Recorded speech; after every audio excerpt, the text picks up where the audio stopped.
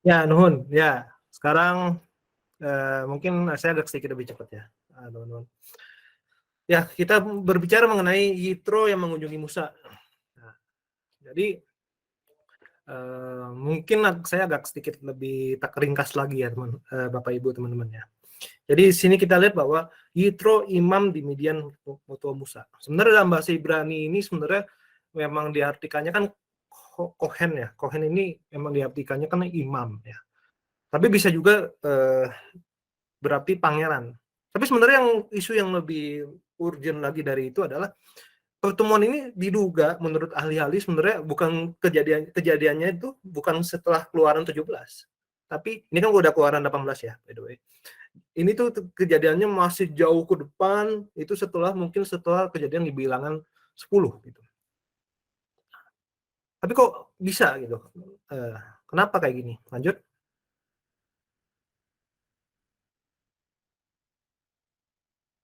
Nah, memang dari para ahli pun, dari yang Jerome Biblical Commentary ini, memang udah bab 18 ini dianggap seolah-olah kayak tidak nyambung dengan secara alur. Gitu. Jadi bab 17 tentang perkemahan di Rafidim, bab 19 orang Israel berangkat dari Rafidim ke Sinai. Pengangkatan hakim-hakim pun harusnya juga dilakukan setelah perjanjian di Gunung Sinai. Kenapa? Karena ini bisa dibilang untuk menghindari pemikiran bahwa seorang imam Midian, berarti seorang asing yang bukan orang Israel, itu mempersembahkan korban persembahan kepada Tuhan gitu. Setelah Tuhan menyatakan dirinya pada bangsa Israel. Sebab pada waktu itu mungkin ada anggapan bahwa keselamatan itu eksklusif hanya untuk orang Israel saja. Nah, eksklusivitasnya ini yang tanda kutip mau dijaga pada saat itu. Tapi apakah demikian eksklusif? Gitu. Ya, lanjut. Nah, sebelum kita soal eksklusif dan apanya itu kita coba langsung kita coba bahas aspek lainnya ya. Jadi di sini juga mertua Musa juga membawa Zipora juga yang disuruh pulang gitu. Bukan dipaksa pulang tapi memang disuruh dan istrinya nurut gitu. Dengan sukarela gitu ya, dengan kalau bahasa anak sekarang sih dengan concern ya. Jadi dan perlu dari komentar yang ada dari Santo Epifanius bahwa Musa setelah menerima wahyu ilahi itu dia sudah tidak berhubungan lagi dengan istrinya lagi. Jadi untuk menjaga kesuciannya gitu ya istilahnya. Lanjut.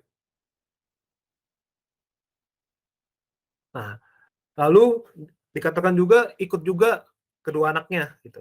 Anak laki-laki Zipora. Yang pertama Gebsom, artinya aku telah menjadi seorang pendatang di negeri asing, dan Eliezer, Allah Bapakku adalah penolongku dan telah menyelamatkan aku dari pedang Firaun.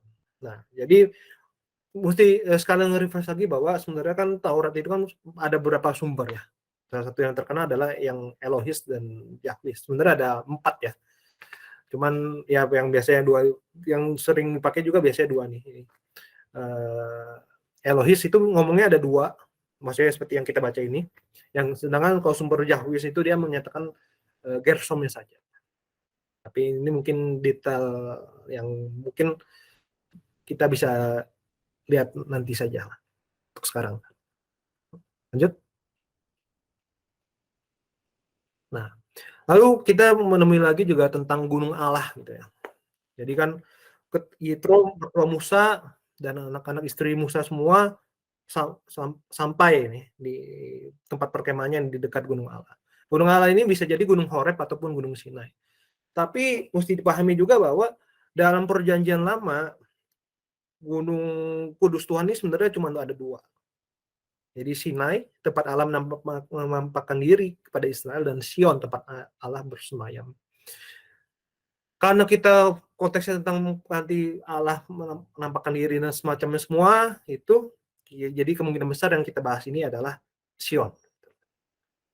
Dan Gunung Allah ini memang kemungkinan besar juga menunjukkan satu konteks narasi yang berbeda dari tahap awal perkembangan tradisi kitab suci.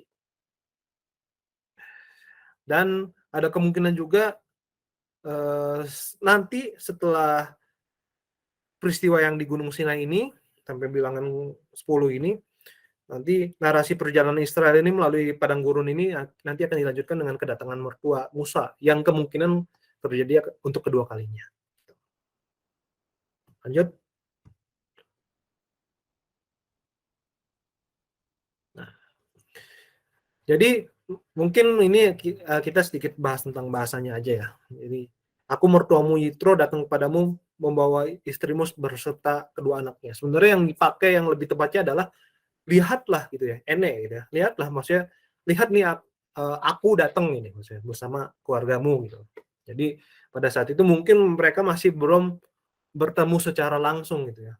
Mungkin udah kelihatan tapi belum ketemu langsung dua orang udah langsung berhadapan gitu ya istilahnya. Dan mengapa bawa si Yitro ini membawa istri dan anaknya gitu. Paling tidak kalau seandainya Musa pun seandainya sampai tidak menerima Yitro, paling Yitro karena maksudnya mungkin nggak suka sama Yitro, paling enggak Musa tetap menerima Yitro, tanda kutip mungkin terpaksa menerima Yitro, paling enggak untuk karena anak-anak dan istrinya. Itu intinya. Kita bisa melihat ini di Targum Jonathannya, di sumber dari Targum Jonathan. Yuk. Lalu tapi seperti kebiasaan pada saat itu, Musa langsung menyongsong keluar, sujud pada mertuanya dan menciumnya. Memang budaya pada saat itu aja. Lanjut. Nah, dan Musa menceritakan segala yang dilakukan Tuhan kepada Firaun dan pada orang Mesir karena Israel dan segala kesusahan yang mereka alami dan bagaimana Tuhan menyelamatkan mereka dan bersukacitalah Yitro. Nah, sukacita Yitro ini sebenarnya bisa dibilang kayak bentuk kekaguman dan juga bercampur dengan kebahagiaan juga bahwa menantunya dan bangsa menantunya itu selamat juga. Lanjut. Dan akhirnya Yitro pun seorang asing ini pun dia memuji-muji Tuhan dan mengakui bahwa kebesaran Tuhan ini ya. Bahwa Tuhan lebih besar dari segala Allah. Dan Yitro ini juga mengajarkan atau memerintahkan keluarganya untuk hidup dalam kebenaran ini. Jadi keluarga Yitro ini yang mana sih sebenarnya? Ini keluarga Yitro ini yang kalau nanti di Tawarik dan di Yeremia itu adalah orang Rekab. Ini keturunannya Yitro sebenarnya. Nah, dan Yitro ini dia mempersembahkan korban bakaran dan beberapa korban sembelihan bagi Allah. Lalu Harun dan semua tua-tua Israel datang untuk makan bersama-sama dengan mertua Musa. Jadi Yitro ini seorang asing pelayan, tapi dia adalah seorang pelayan Allah yang sejati. Gitu. Allah sejati, true God ya maksudnya dalam ini. Diperbolehkan untuk melakukan ini langsung secara pribadi. Gitu. Korban bakarannya, persembahan perdamaiannya itu memang sudah budaya bangsa-bangsa pada saat itu, nggak cuma bangsa Israel aja. Tapi yang menarik adalah Yitro seorang asing ini boleh mempersembahkan korban bakaran pada Tuhan. Meskipun sebenarnya jabatan imamatnya cuma diserahkan pada keluarga Harun saja. Lanjut.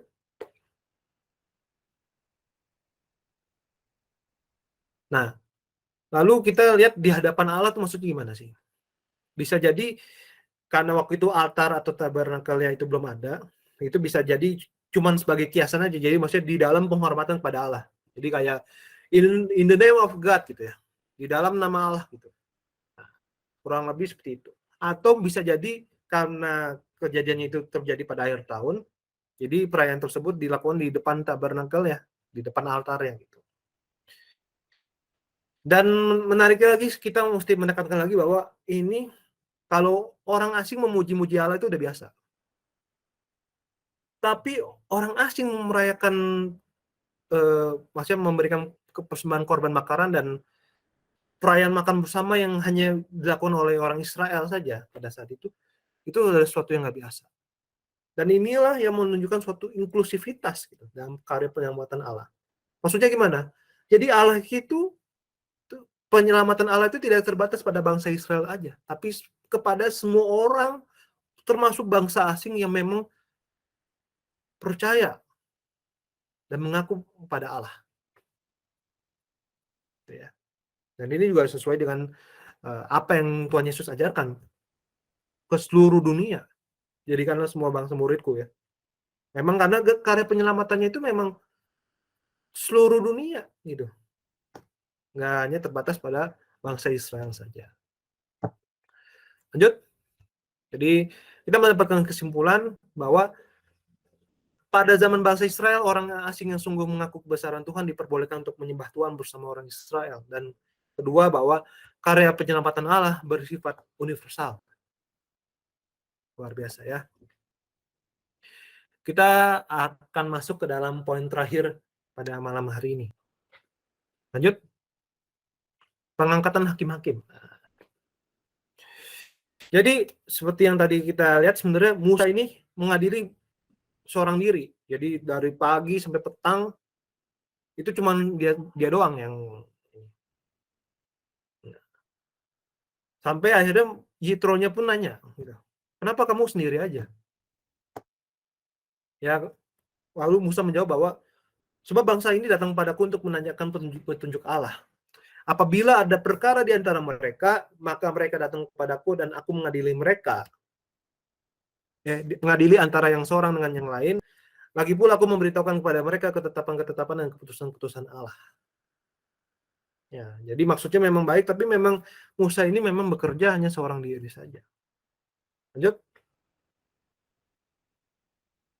Nah, tapi Yitro sendiri langsung ngomong, tidak baik seperti yang kau lakukan itu.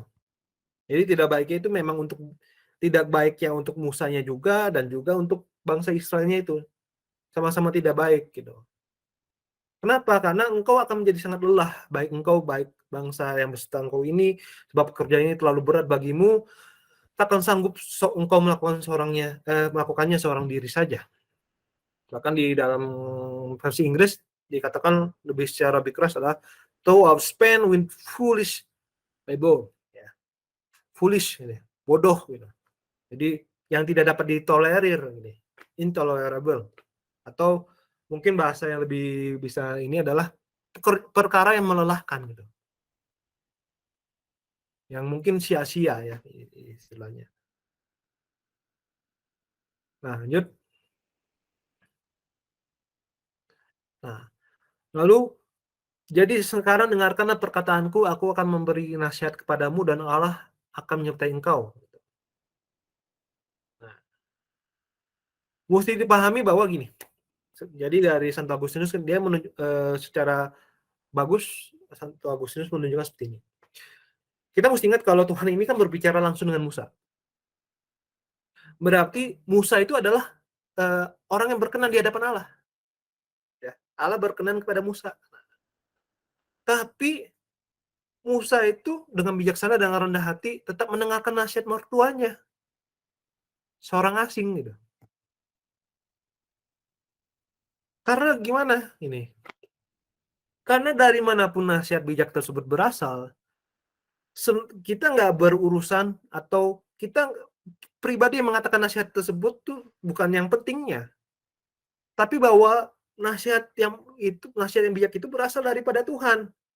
Nah, dalam bahasa yang mungkin lebih sederhana adalah nasihat yang baik yang memang berasal daripada Tuhan itu bisa disampaikan oleh siapa saja, sekalipun dia orang asing.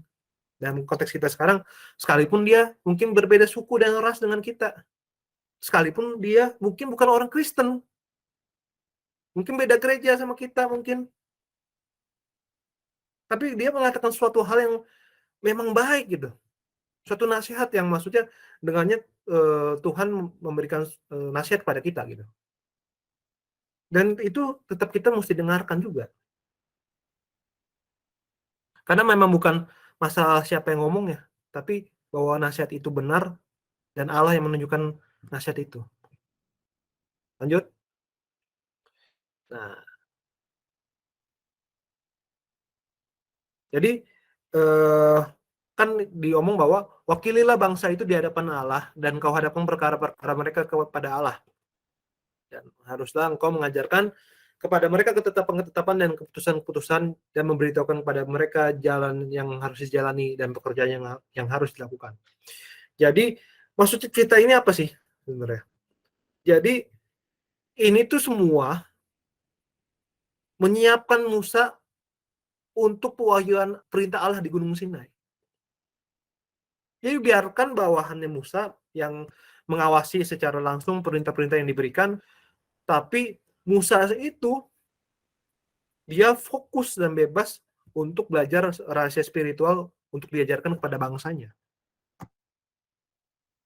Demikian, ya. Jadi biar dia bisa bisa ada peran yang lebih fokus. Nah, lalu yang itu yang jadi kalau misalkan dia jadi belajar aja, terus atau maksudnya cuman perkara-perkara besar aja, yang lainnya gimana dong? Nah, lanjut.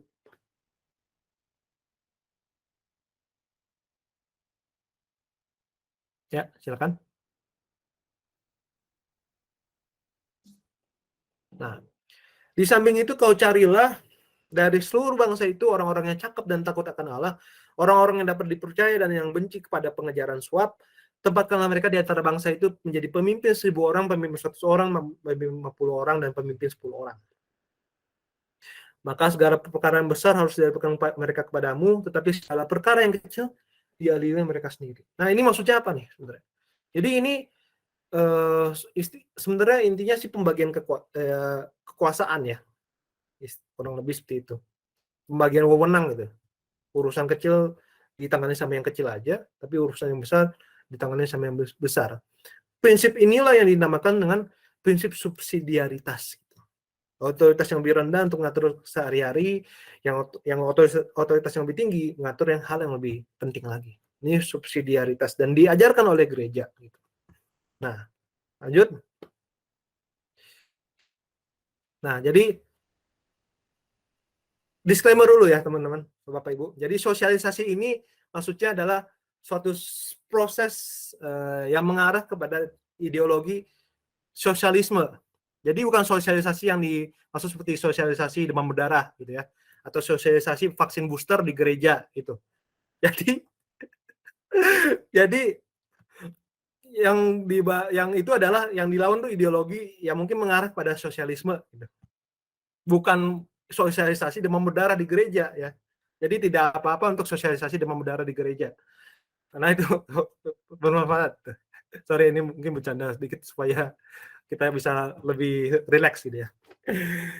Jadi, nah, gereja membela apa yang dinamakan prinsip subsidiaritas. Nah,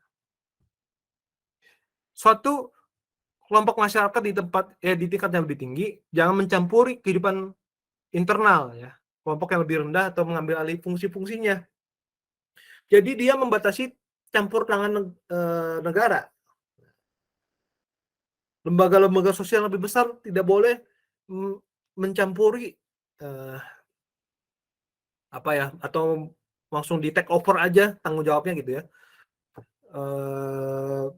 Yang pribadi-pribadi atau lembaga-lembaga yang kecil tidak boleh gitu. Dan masyarakat sendiri pun juga harus mendukung perbuatan yang baik juga. Nah, semuanya ini dilakukan atas dasar kasih. Kasihlah itu yang menuntut perubahan ke arah yang lebih adil.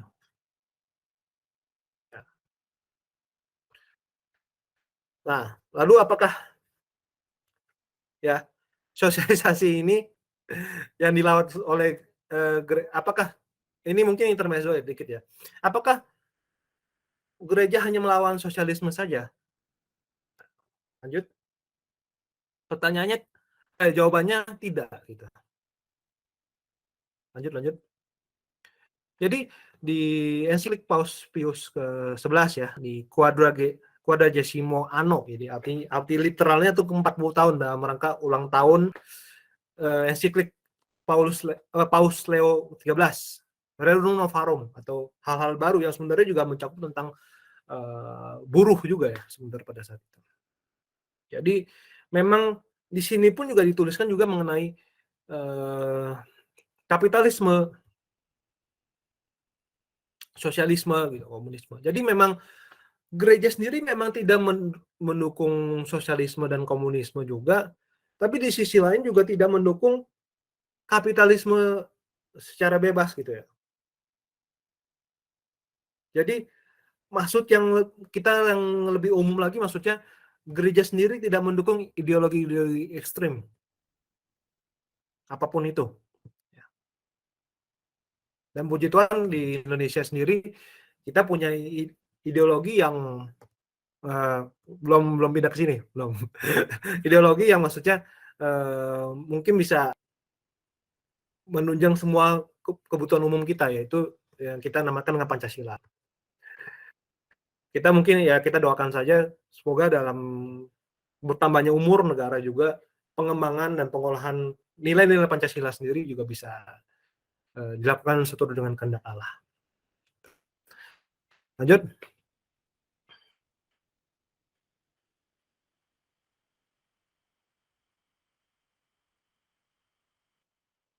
Nah, oh ini ya benar ya. Oke. Nah, lalu kita bicara tentang cara pemimpin. Ya.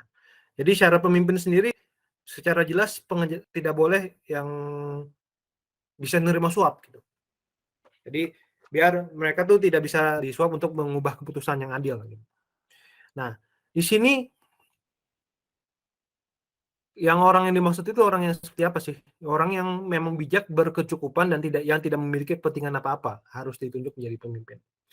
Jadi berkecukupan di sini mungkin jangan diartikan sebagai orang kaya gitu ya. Tapi setidaknya segala kebutuhannya itu paling enggak untuk dia meskipun mungkin tidak mewah, tidak apa, paling enggak cukup. Maksudnya gimana? Biar secara ideal dia tuh tidak perlu bergantung kepada siapapun dalam menghidupi dirinya sendiri gitu. Kalau misalkan dia mungkin masih bergantung apa gitu kan dia masih celahnya tuh ada gitu. Kurang lebih seperti itu. Meskipun memang semuanya nanti akan diserahkan pada kebijakan para pemimpinnya ya soal siapa yang ditunjuk dan semacamnya. Lanjut.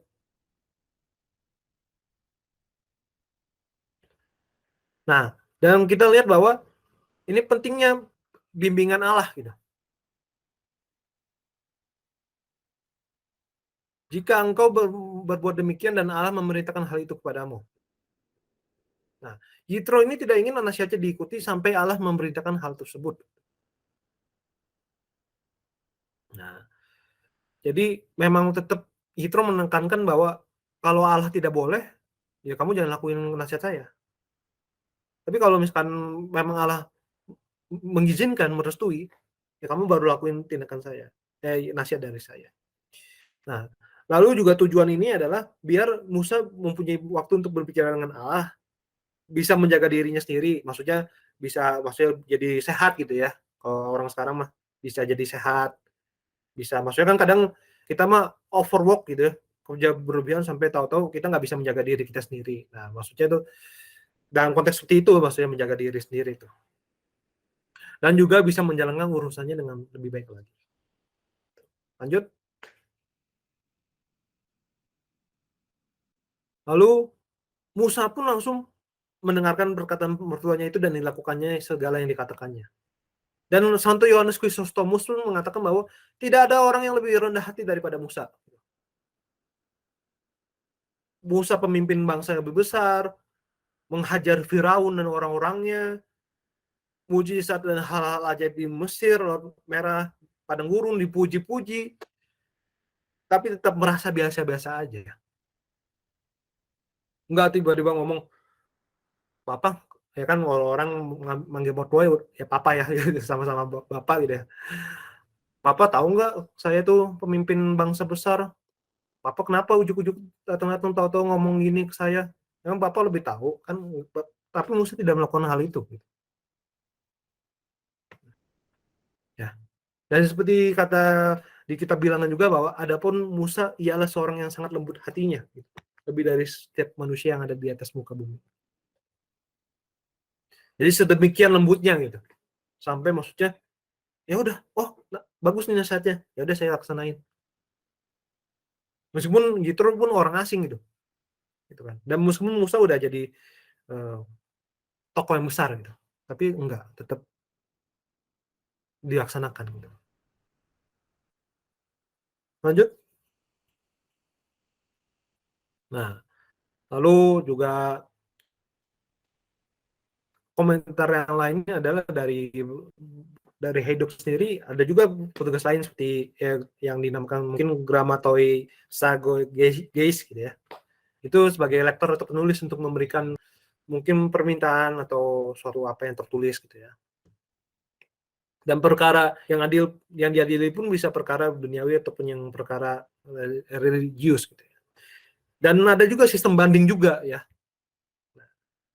Sistem banding ini juga sebenarnya mirip ya seperti ya mungkin di sistem-sistem hukum ya seperti ya maksudnya ini kita Indonesia kan juga yang pengadilan yang mungkin yang biasa aja ya ngadirin kasus yang biasa aja, tapi mungkin kalau tinggi kan baru ke Mahkamah Agung gitu ya.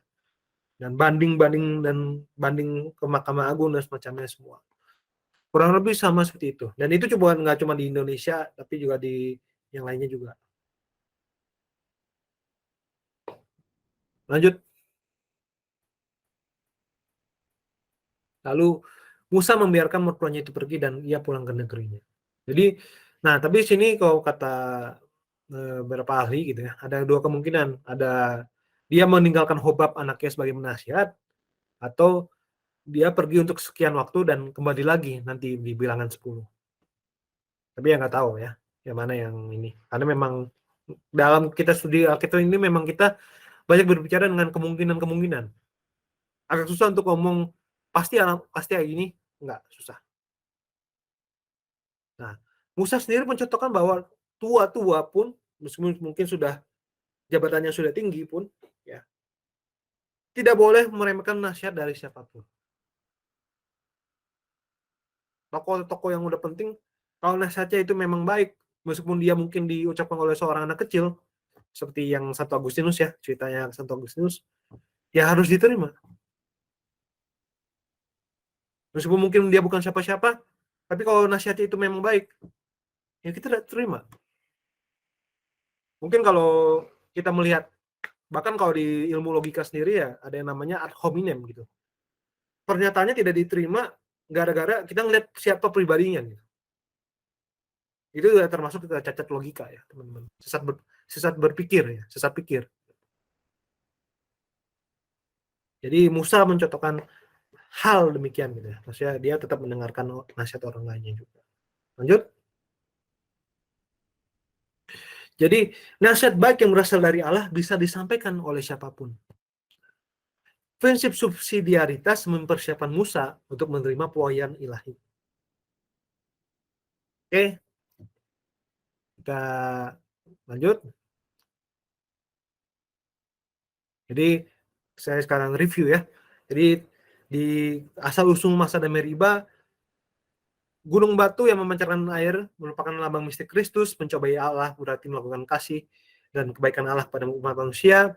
Israel lawan orang Amalek, kita mendapatkan bahwa orang Amalek memerangi orang Israel tanpa suatu alasan yang jelas. Musa mengangkat tangannya adalah figur Tuhan Yesus Kristus membentangkan tangan pada salib, dan perlawanan antara orang Israel dengan orang Amalek berlanjut sampai ke zaman Saul, bahkan zaman Esther. Lanjut.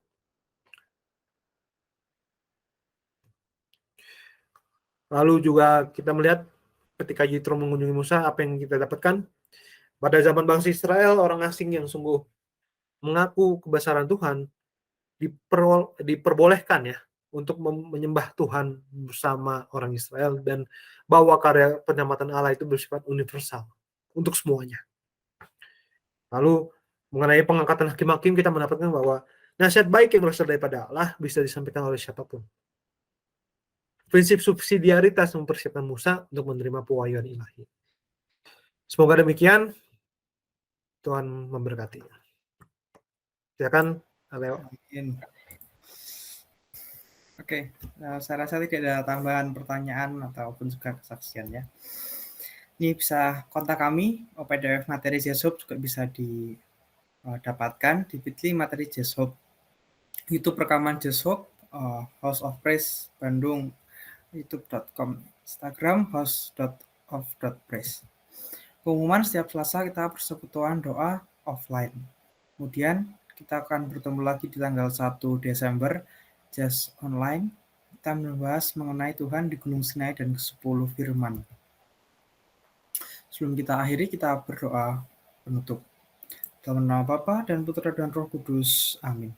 Tuhan Yesus, aku datang ke hadirat-Mu dengan apa adanya. Aku menyesal atas dosa-dosaku, aku bertobat atas dosa-dosaku, ampunilah aku. Dalam nama-Mu aku mengampuni orang-orang yang telah bersalah kepadaku. Aku menyangkal setan dan roh-roh jahat dengan segala tipu muslihatnya. Aku menyerahkan segenap diriku kepadamu Yesus, sekarang dan selama-lamanya. Yesus, aku mengundang-Mu dalam hidupku. Aku menerimamu sebagai Tuhan, Allah dan penebusku. Sembuhkanlah aku, ubahlah aku, kuatkanlah aku dalam jasmani, jiwa, dan rohaniku. Datanglah Tuhan Yesus, bungsulah aku oleh darah-Mu yang kudus, dan penuhilah aku dengan roh kudus-Mu. Aku mencintaimu Tuhan Yesus, aku memuji-Mu Yesus, aku berterima kasih kepadamu Yesus. Aku akan mengikuti-Mu setiap hari sepanjang hidupku. Amin. Bunda Maria Ratu Kedamaian, seluruh malaikat-malaikat dan orang-orang kudus, tolonglah aku. Amin. Kemuliaan kepada Bapa dan Putra dan Roh Kudus, seperti pada permulaan, sekarang, selalu, dan sepanjang segala abad. Amin. Santo Gabriel, doakanlah kami. Santo Mikael, lindungilah kami. Santo Rafael, tolonglah kami. Amin. Dalam nama Bapa dan Putra dan Roh Kudus. Amin.